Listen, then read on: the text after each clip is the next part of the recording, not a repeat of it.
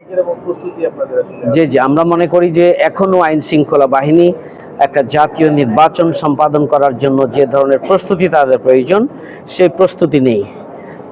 আইন শৃঙ্খলা বাহিনী এখনো একটা বিশেষ দলের অনুগত হয়ে ভূমিকা পালন করছেন। আমাদের পর্যবেক্ষণ হচ্ছে নির্বাচন কমিশনও একটা বিশেষ দলের আজ্ঞাবহ ভূমিকা তারা পালন করছেন। এই পরিস্থিতিতে আমাদের ৫ দফা দাবি নিয়ে আমরা আন্দোলন করছি। আমরা পরিষ্কার বলেছি যে আমাদেরকে আগামী নির্বাচনের জন্য লেভেল প্লেইং ফিল্ড নিশ্চিত করতে হবে প্রত্যেকটি দলের জন্য। পুলিশ প্রশাসন এবং জনপ্রশাসনের নিরপেক্ষ ভূমিকা নিশ্চিত করতে হবে।